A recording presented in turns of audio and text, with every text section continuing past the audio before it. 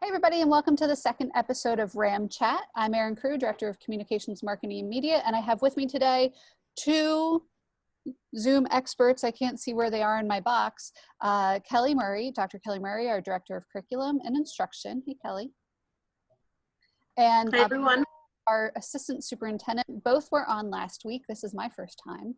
So thanks for coming back and answering questions. We have a lot, so we're going to jump right in. On Monday, at our Monday board meeting on the 27th, the board approved opening schools in the RED plan for the first marking period. We're going to talk a lot about the RED plan on this episode. So, Mr. Rizzo, I'm going to start with you. Can you explain how opening in RED benefits Springford? Yeah, I can, Erin. That's a really good question. And when we have some control over the phase that we choose to open in, we can bring in supports and we can provide supports in a way that we couldn't if the governor said we were going to be going red. So, for example, some of the things that have been swirling is, through the spring, because we were forced to go virtual, a lot of parents felt like their students lost some learning.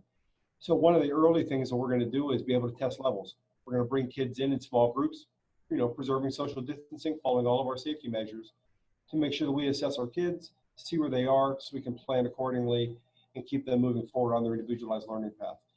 We have a lot of control when it comes to meeting some of our students with special needs, getting them a little more supports, either coming into the building or through teletherapy, through different ways. We have some flexibility to help support them when we weren't able to do that as much as we would have liked in the spring. Us going red allows us to be able to do that in a much more targeted way based on skills and based on needs.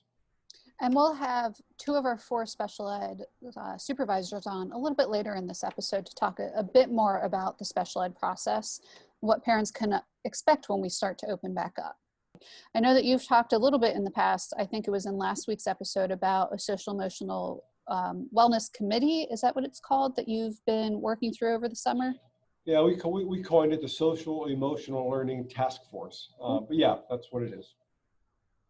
What can you tell us a little bit about the task force? Sure.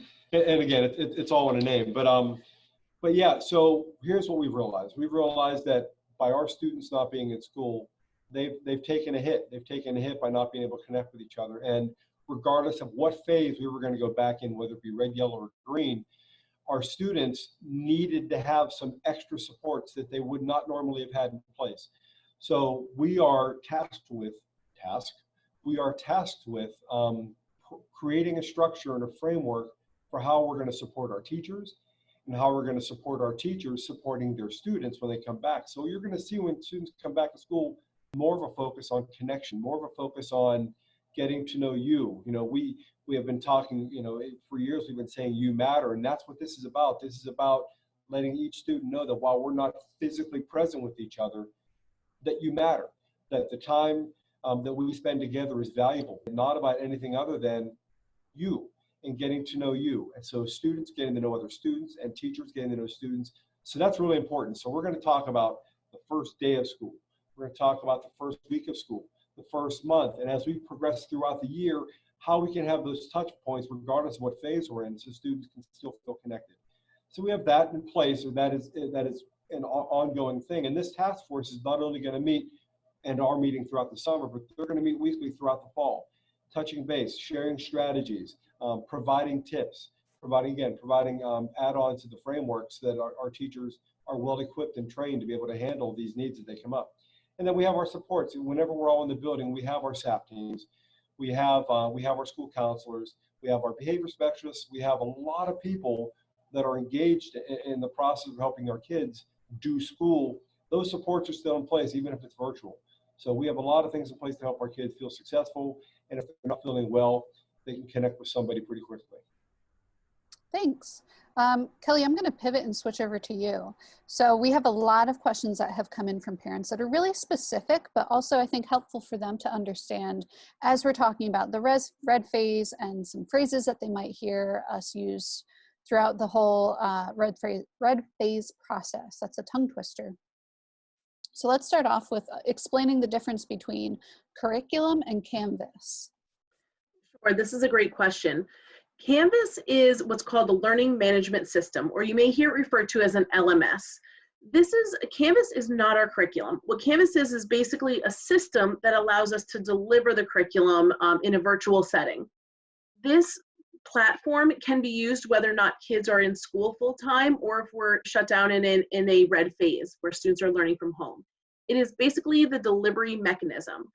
In the spring, we used Google Classroom as a way to deliver the content. We know we gathered feedback from students, we gathered feedback from parents and teachers on how effective this was. And we knew that while it worked during the time, it was something that we had and we could put in place very quickly. We knew that there were better ways to do this, but being able to turn around the spring so quickly just wasn't an option to switch to a full LMS then. So we chose to go with what we had. But we have recommended and adopted Canvas as our learning management system, or LMS. So that is really the delivery mechanism. The curriculum, on the other hand, the curriculum is guided by the state standards. A curriculum document is what tells us what students are expected to know and be able to do at each grade level or each course. And so the curriculum is not really impacted either way by Canvas, or whether or not we're in the red phase or in the green phase.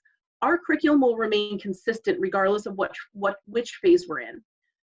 What we do is, as a curriculum department, we work with teams of teachers, and this has gone back several years now, to identify what the most important content is for each grade level. We go through a process called unpacking standards, where we take apart the expectations of a state standard and identify what that means for us, what skills, what should students be able to do with that standard, and we create a map that helps guide teachers. And this just brings consistency across the grade levels. For example, if we have two children who are twins in third grade, we want them coming from third grade with the same general information, the same knowledge. Now, how a teacher chooses to deliver that is where the art and science of teaching comes in. Each teacher will put their own spin, their own creativity on how they're going to deliver and the instructional practices they use and strategies. But what the students are learning, that's our curriculum. For example, one of our standards might say in third grade, students will understand fractions. And believe me, those standards are a little more specific than that, but as a generalization. Regardless of whether or not we are in the red phase or we are live in class, third graders will all have that same standard and have that same body of knowledge. So what our curriculum department is doing is working with teachers to use our curriculum that's already in place to integrate that into the into our instruction and how we're delivering it with Canvas, but prioritizing that content. So we're hitting the most important information so students can continue on their trajectory. Students will expect to have new learning and new knowledge this fall. And that's a really important part, that we are looking to progress and continue the curriculum to continue that educational momentum for students. So you mentioned that the LMS would be used in yellow, red, or green. So can we plan on learning and using the LMS really for the entire school year, whether we're in a colored phase or not? That's a great question. Absolutely. This is something before COVID even hit that the curriculum department and the technology department was looking at. There are tremendous benefits to using an LMS with or without COVID in place. And I think that's really important, is that this is a resource that we're hoping to use for a very long time. For example, parents could see students' homework. They could see, teachers could post videos in Canvas and maybe re-envision how we're doing homework if students are live in the classroom. There's a lot of resources and a lot of ways that you can use an LMS, and many, many schools use an LMS with or without COVID and with or without having to learn from home. So this is absolutely a resource that we're looking at putting into play, not only because of COVID, but because we think it will support the overall education experience for students in spring forward for a long time. So when we look at the red instructional continuation plan, which I will put a little bar right here in the video to show parents where to find it. We did a quick revamp of the website this morning, so it's a lot easier to find. But in that document, which is a large document, and it's a lot to digest, it explains pretty much everything. But one term that comes up or one question that came up when a parent was reading through it was, what will curriculum and learning look like when students are learning from home? So you're absolutely right. We try to approach that document to be as thorough as possible, and making sure that we try to answer as many questions as we could, although we do know that it's information overload. But that document is also what we're using internally to guide our practices. Now that we know that we're moving forward in the red phase, we shift into now our operational teams. As far as what it will actually look like for students, that's where the instructional approaches come in. In the online environment, we try to mimic many of the same approaches that you would use in a classroom as well. One of the approaches that I tried to explain in the document is called is really how we take students through a learning progression on a given topic. We use an approach often called the I do, we do, you do, which is a gradual release of responsibility of learning. And the teacher very creatively designs lessons. But what we have been really focusing on, again, pre-COVID, is how do we get students creating their own knowledge and understanding of these concepts. This looks very different than it did 20, 30 years ago, certainly much different from when I was a student, a high school student or elementary student, where in my learning environment, much of the instruction was very teacher directed, and I sat and took notes, and I followed along and asked questions if needed. The learning environment looks different now in the classroom. Certainly there is a component of that where it is very teacher directed, but often in a classroom, you will see students then broken up groups, the teacher identifying where their students are and providing activities, instruction at the correct level of difficulty at where the student is. So we're trying to recreate that in the online environment as well, through that I do, we do, you do approach, where the teacher would first start off with that teacher-directed portion, and then they would go into a guided practice piece, where students are working through problems, asking questions, and having a good productive struggle with the content, where the teacher is then guiding and supporting. And then finally, that gradual release of responsibility, where then the student is primarily doing an independent piece where they're constructing their knowledge and kind of tightening it up that way. In the instructional continuation document, we've outlined what that looks like in the classroom as well as in the online environment. Some of those pieces are easier to do in the classroom than in the online environment, and conversely, the online environment is actually really easier. It's much easier for some of the other aspects. So I would definitely encourage you to take a look at that instructional continuation plan for more specific details and specific examples. Thank you. So that goes into a little bit of what somebody can expect a student workday to look like, or school day to look like. I think we've used the third grade example a few times. So for consistency, let's stick with that one. Sure. One of the things that, certainly one of the largest areas of feedback we received from the spring is the desire for more synchronous instruction. And that is something that we worked really hard to build into our schedule this year. We also wanted to balance the amount of time and the realistic expectations for students to be on Zoom, watching a lesson and participating in a lesson. So what you will see outlined in the instructional continuation plan are sample schedules by grade level. Now, I do want to give the caveat that, as I mentioned, operationalizing the plans, our building principals are in the process now of looking at those schedules and tweaking them and making them their own for each of their buildings, but the same general principle would apply. So if we go to an example third grade lesson, what students would expect, or a typical third grade day, what students would expect is to start their day off with what's called a morning meeting. A morning meeting is going to be about a half an hour long. Again, this is something we do in the classroom typically. And this is really a time to connect with students, to start off their day. Teachers may do some calendar activities and talk about where they are within the school calendar, do some interaction that way. But it's also a great way just to connect with students and to lay out the expectations of the day and get some social emotional activities done during that time.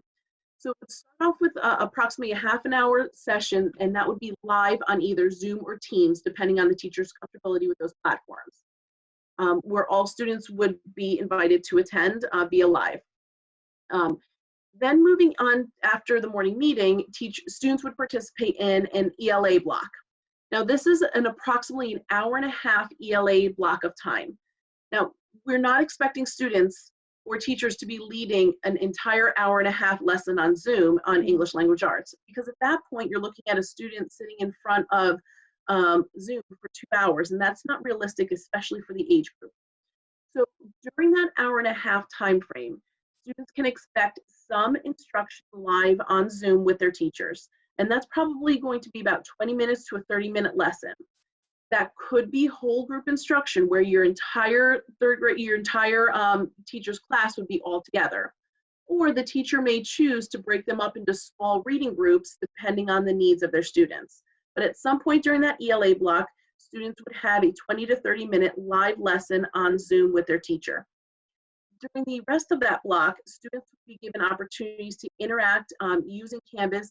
Maybe there would be videos, maybe there would be a pre-recorded video from the teacher. There could be some other instructional resources and activities that students would engage in. And then they would wrap up the ELA block. In that time, then we also would encourage, we would have specials available for students. So in this particular third grade block, I believe the specials are designed for the morning. Again, this could be specific depending on each building and the specialist schedules. But students would then rotate through their specials each day. And we're trying to keep those consistent so it's easy for students to remember which day is which and kind of have that consistency. We then have a block in the center of the day, which is designed for lunch and activity and just a time to unplug. We realize for students at that age, it's just so important to unplug and disconnect, whether or not it is from a Zoom meeting or from working on Canvas or independent, but just to have some downtime and encourage some activity and exercise. And then they would have a math block in the afternoon. The math block, just like the ELA block, is about an hour and a half as well. During that time, students would be engaged with a 20 to 30-minute lesson with their teacher on Zoom again. Again, that could be small group, that could be whole group. And then they would participate in other activities that might be posted on Canvas or independent activities unplugged from Canvas. And then finally, their day would wrap up with a check-out session. We thought that this was really important because it would give students an opportunity to check in with their teacher. We could take the temperature on how it went, answer any last-minute questions, anything that came up since the last live session, and then again, do some social emotional activities with students to help them feel connected. I know Mr. Rizzo talked about that earlier, that it's just so important for our students to feel connected during this time. And we were really trying hard to work that piece in. During a time where people feel isolated, we want them to feel as connected as possible. Mm-hmm. And these blocks sound very similar to what happens in the classroom.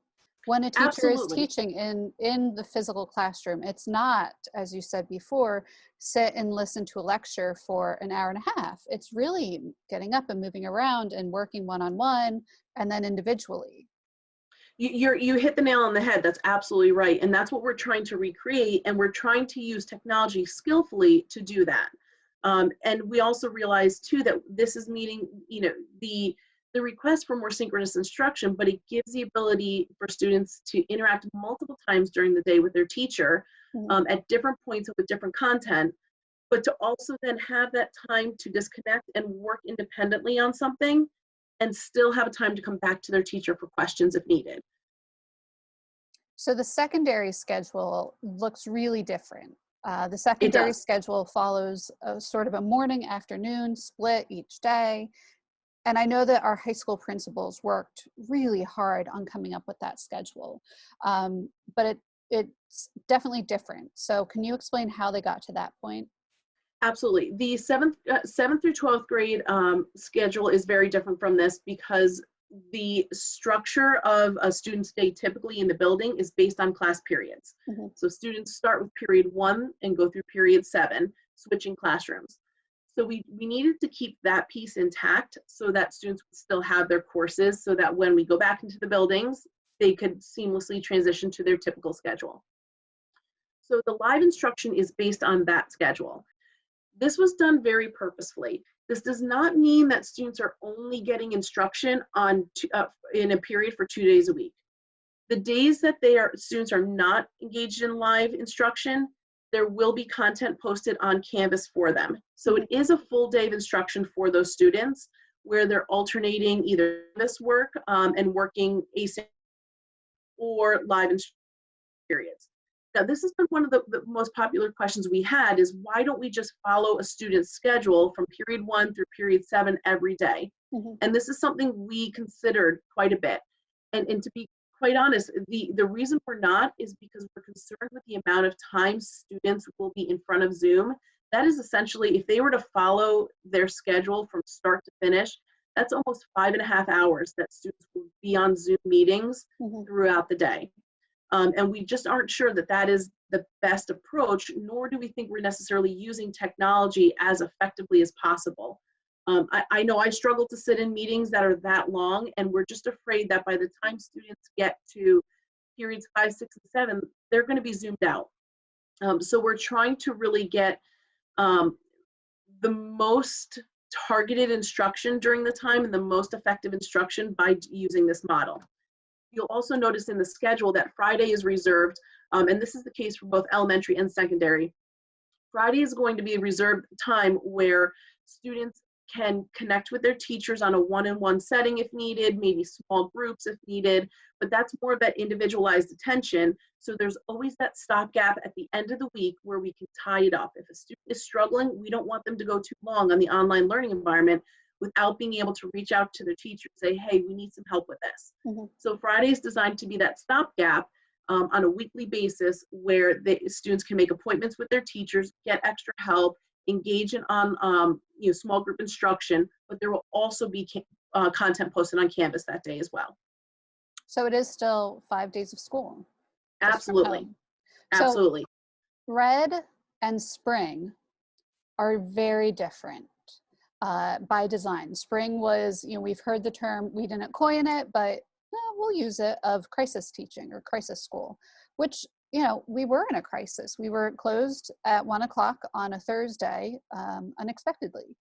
And we thought we would be closed for 2 weeks. And then before we knew it, it was the end of the year. And now here we are. But we've had time to really create and develop this plan for Red. And now that we're moving forward with it, there is a lot of live instruction, which we did hear from parents that they wanted. I've also heard from a lot of parents as well that they do still need that asynchronous style of learning because they will be working and their children will be at a daycare facility or at somebody else's house during the day. So how does that both live component work along with the asynchronicity? I think great question. Great question. And I think that touches on the challenge of the planning piece for this. Because we know that it's not a one-stop shop for everybody where everyone needs the same model. I think that I heard somebody say this, and I can't take credit for it, but someone said, we're all in the same storm, but we're not in the same boat. And that is so true because we know that we have families who this schedule is going to work for every day, but we also know we have just as many families who need more flexibility. So those sessions that are being held throughout the day will be recorded of the live instruction so that it can be posted for students to watch later on as well if you're a family that does need flexibility. The only caveat is some of these sessions, if it's direct instruction around content, those are the sessions that'll be recorded. But if it is a social emotional learning where it's really based on the back and forth dialogue between student and teacher, those are the pieces that wouldn't be recorded just because of the nature of it. But certainly that content-driven aspect would be recorded and posted so that it offers the flexibility for those families who need it. So we were really trying to think about where our families are and what their needs are and develop a plan that would work. In our hopes, it will work for as many families as possible and that everyone can find a way to make this schedule work. We know students in the building want. We want our students in front of us. We miss our students. So we're trying to recreate that as best possible. And we know the burden that this puts on families.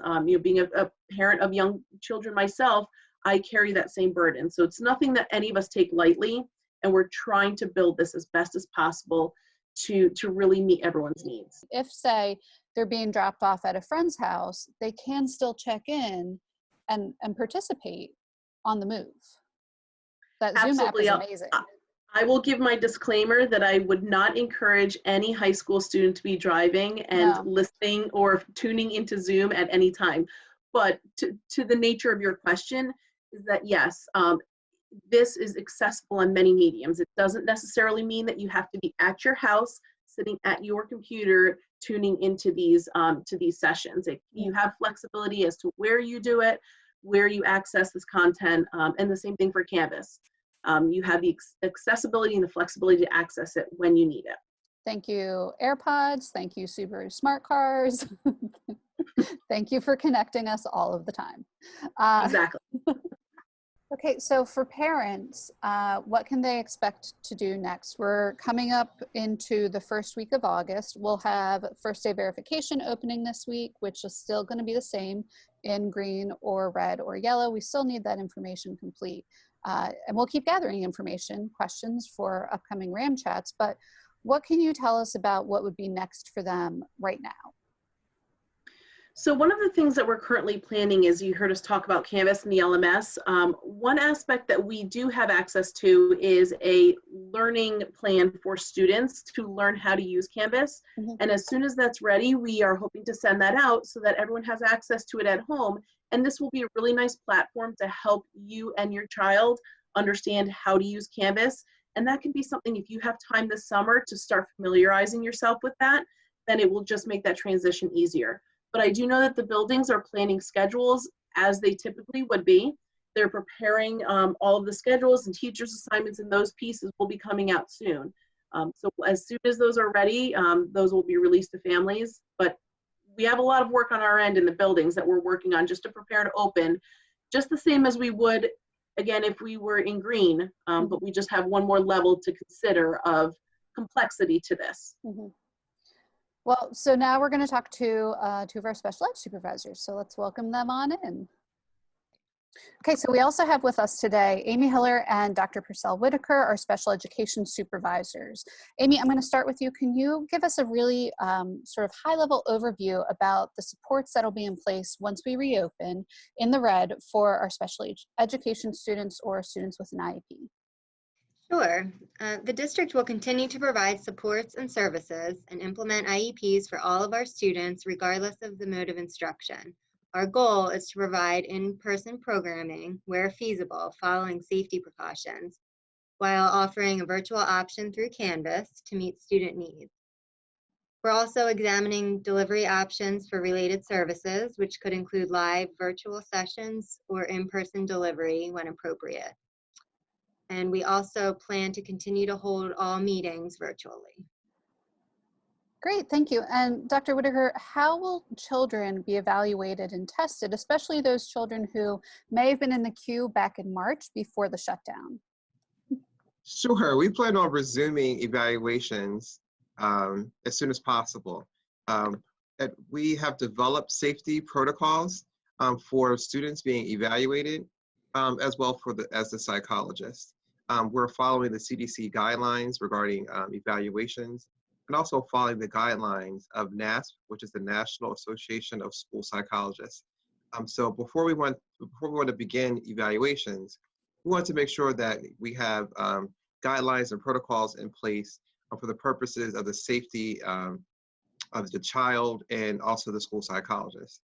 In addition, we also are looking at the National Association of School Psychologists for guidance to make sure that the evaluations that we do conduct are reliable and valid. Some things that can impact the reliability of the assessments are how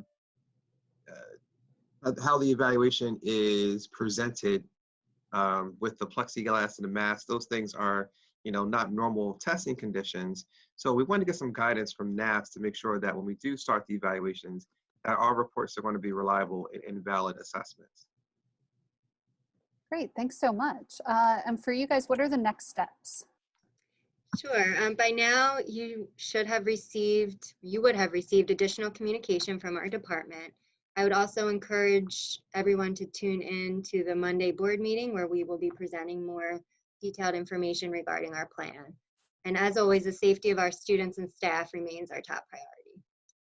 Great, well, thanks everybody for stopping in for this episode of RAM Chat. I appreciate having everyone on, and we'll see you next week.